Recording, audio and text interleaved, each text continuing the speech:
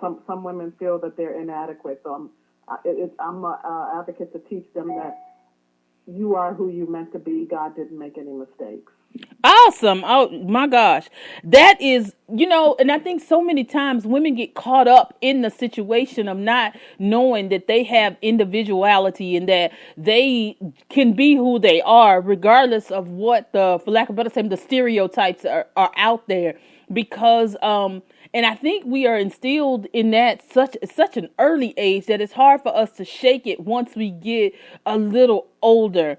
So tell me about this book, All Cracked Up. What is All Cracked Up? What are we talking about? Because I got the book, I read the book, y'all. Yeah, I read this book, and I promise you, Samantha and Lily would take you on a journey that you ain't ready for.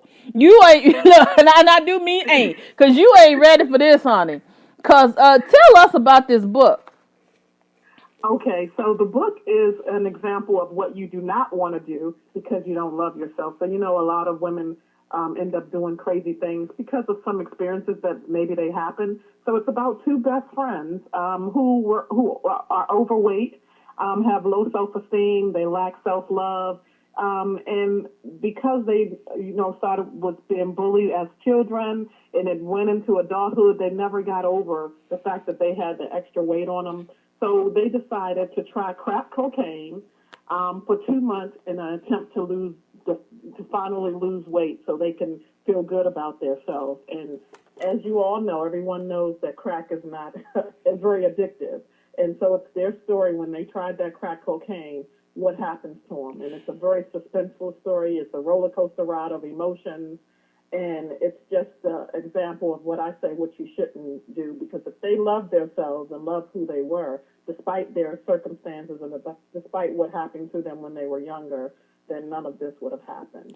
And what was key about what you said is like I almost jumped off. I almost just like jumped out of my skin when we were talking because it goes right along the lines of what of what my book is about as well. And the name of my book is Adjectives. And Adjectives talks about how as young people we've been told so many times all of the negative things, and that's exactly what Samantha and Lily went through as children. People always saying to you as a young person, you're too fat, you're too short, your hair's too curly, your hair too straight, and whatever. And it's like that. It seems like they never made that pinnacle turn before adulthood that to turn those negative adjectives into positive adjectives, and that's what it's like. And it was like it's like the cocaine came to them in such a weird way because it's like on the outside it seemed like they had everything in the world because it's like they had the husband, they had the good jobs, they had the cars, they had money. It's almost like they never saw how good they had it. So I mean, would that be what you would? Is that around the same lines of where we're going with them? Because it's like, don't you see? You said that because that's exactly what it is. A lot of times when you suffer from depression and you lack self-esteem and you don't have self-love, then you don't realize what you have. All you do is wallow in that sorrow. Wallow because you don't look a certain way. Wallow because you wallow in the sorrow because you don't weigh a certain amount. And no matter what, when you can have it all, but you don't see it. Other people admire you from a distance or admire you because of that, but you just can't see the quality in yourself and see your self-worth. And that's what drove these women to make really crazy, stupid decisions with their lives, and it went downhill. I'm trying to talk carefully so I don't give away. No, don't give it away because they got to get this book, honey. Because it's amazing, especially when I found out you were a first time author, and I was like, for your first time out, I would have to say you did a pretty good job in your first time out as an author, because so many times, as first time authors, that writing that first sentence is one of the hardest things. Heaven forbid getting the characters. It's like, how can you just put it all together and formulate it? So it's like, I really like what you did with these characters and developing them. And it's like they really jumped off the page for me. So it's like, and do you feel like, just like Samantha and Lily, that we can have best friends that enable us as well? Absolutely.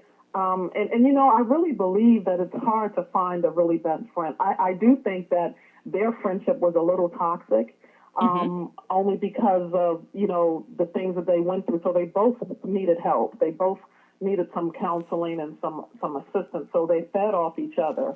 So, but I do one day hope to find a really a good best friend where I can share a lot of the things that they shared together. But again, that their relationship was a little toxic.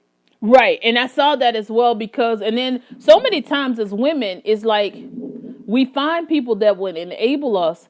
And then we wonder why we can't trust them because they're not there to be trustworthy. They're there to enable us into making bad decisions. And I have to say, I have found a best friend. We may not talk every day. We may not hang out every day because now she lives in one state, I live in another.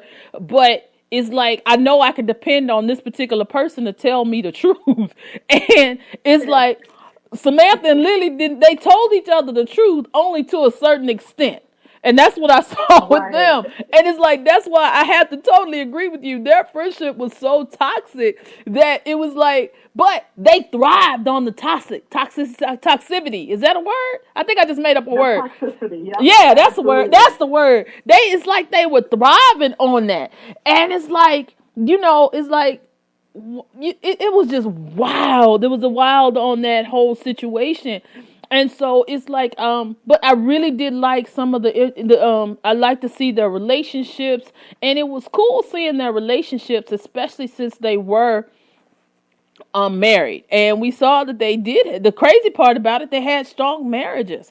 And it's like how many times as women, and I'm single, so again, as a single woman, and this is a shout out to all my single friends, you got to know how to draw the line when you have married friends as well, because from the outside looking in, I would have been like, this chick about to lose her man because somebody gonna push up on him, and then they gonna be bigger. And I'm like, cause dude didn't seem like he cared about the little extra jelly roll, and I was cool with it. I said, all right, honey, you know. Exactly. And but see, that's what I'm trying to portray. I'm so glad you're pulling out all of the points because her husband was fine with her as she was, right? And Exactly. she had, she was like that when he met her. Mhm. So apparently he loved what he saw, but she could not accept it. It's one point. I'll just say it's one part in the book that really cracked me up because he was a very successful man and he has these corporate dinners, and she had this problem going to the dinner because first of all she couldn't find something to wear, but she felt inadequate at the table with all the other women because they were smaller, and she felt that every woman that walked into the room, they had something to say about her if she was like larger than a size 8. And so she's sitting at the table listening to them put down all of the women who was like a size 10 and above, talking about how big she was. She was going to lose her, that they were going to lose their husband because they were bigger than a size 8. So of course that diminished her self-esteem even more. So she got up from the table and excused herself, and as she was walking away, the whole table started laughing. So she just knew that they were laughing at her.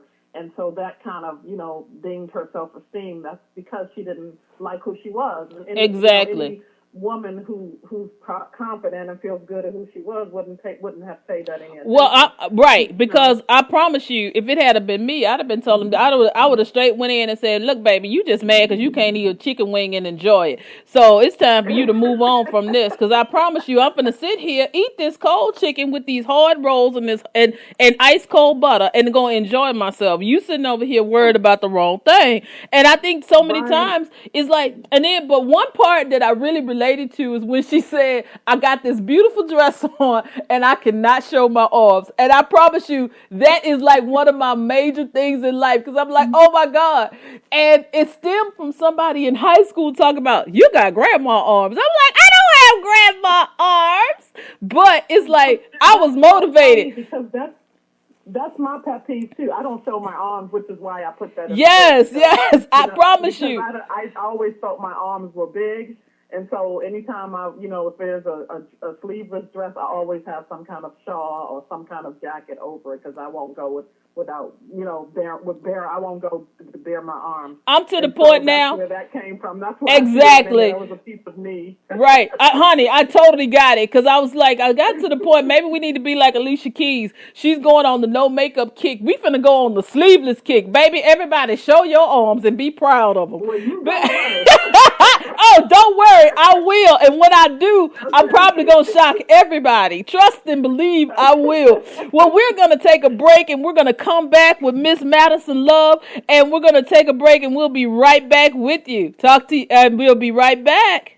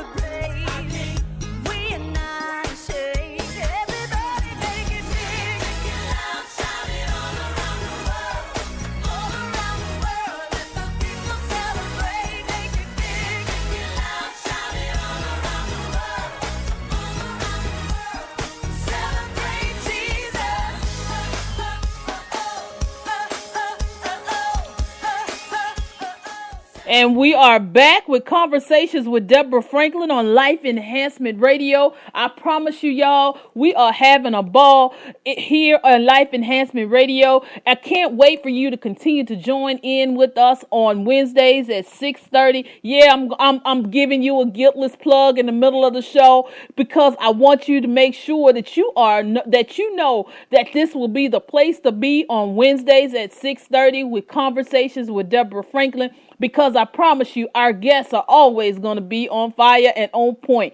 Now, we still have Miss Madison Love here with us in the studio, and we are just talking about this whole self-esteem piece because so many times we suffer from low self-esteem that we can't make it. It's like we put ourselves in this quandary. It's like you're walking around in the dark, and it's like you don't even realize you're walking around in the dark because your self-esteem is so low. It's like I've always heard people say, yeah, I'm a beast in the boardroom, but I'm a hot mess at home. And that's because when you go out and because you're depending on, I feel like it's because you're depending on your degrees and all the people that you met, but when you get home, it's the real you. How does that make you, what do you think about that, Miss Love?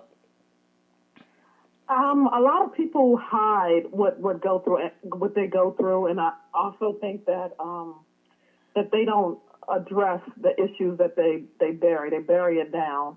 For me, as I wrote about in All Cracked Up, low self-esteem, I did suffer from it really badly in my years, and and mine stemmed from early on in childhood being molested. Wow. And because of that made me go into a shell, right? And so I didn't trust people and anything, and it damaged my self-worth. And so I had to work on that and get help. And as I worked, as you get older and you learn to do better and you get help, it started making me become who I am today, knowing my self-worth. And that's one of the reasons why I am adamant to talk to women about loving who they are, despite what they've been through. Because a lot of times, excuse me, that a tragic incident or anything can damage that. and some women don't recover from it. So I'm trying to talk to those who have suffered some type of incident, or, even in school, people bully you. That impacts you as well. So just for them to learn that they can overcome and be Right. great. Right. Because one of the crazy part about that statement